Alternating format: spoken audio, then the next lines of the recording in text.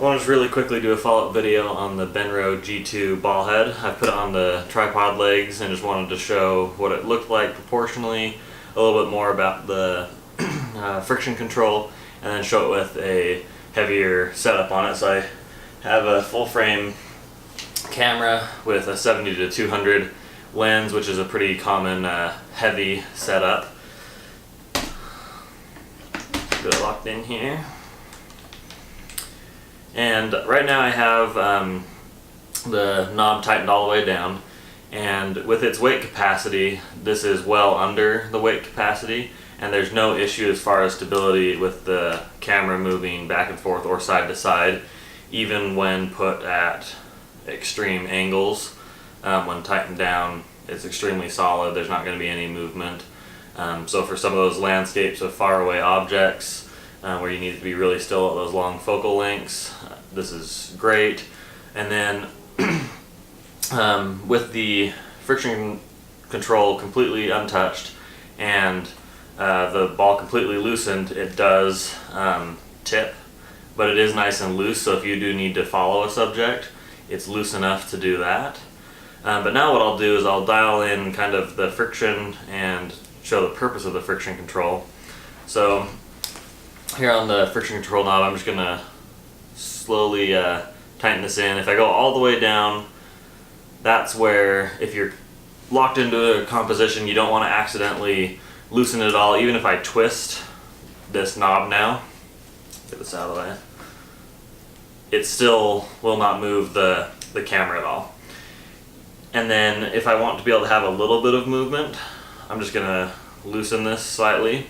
Now I loosen this all the way, and it's enough to where even if it's tilted, the camera's weight is balanced. You can make the adjustment, but then not have to worry about your camera toppling over. And then that way you can make it a slight adjustment by loosening it, but not go further than you want to. And then just recompose. And then even tighter just makes the effect more extreme. That's a really hard movement in order to get the exposure that you want. But even tipped at extreme angles, it's not going to tilt, but then still has that movement when you want it to. So it makes it really handy when just fine-tuning your composition. And that's with a bigger lens like this or a smaller lens. The concept is the same.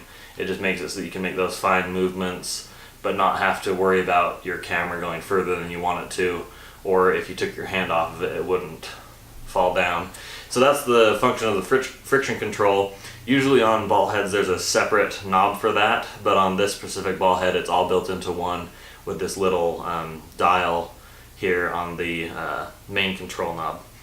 And then proportionally on the tripod legs, it is a little bit bigger of a ball head, but like I discussed in my previous video, that comes along with that higher weight capacity and the durability and the stability of the ball head. So I'm really enjoying it with this set of legs. I'll do a video on this set of legs specifically, and then all the different tripod legs that I currently have, and then I also will do a video of all the ball heads compared to kind of show a variety of different ball heads, different strategies when choosing a ball head for the different gear that you have, or the subject that you're going to shoot, or the conditions, I guess. If you're going on a really long backpacking trip, while this tripod isn't the heaviest, it may not be the number one choice. So I'll kind of go through the different options, the pros and cons of each,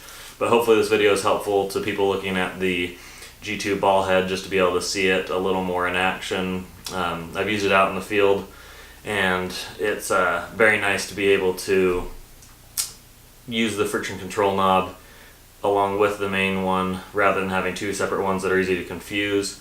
And it's nice to be able to not have to worry about my gear falling to the side and maybe throwing things off balance, but still being able to adjust it for the different composition that I want. If you have any questions, just leave them in the comments. I'll try to answer them, or I can make another video on the topic. And then next time I'll cover more of the ball heads that I have and the legs that I have.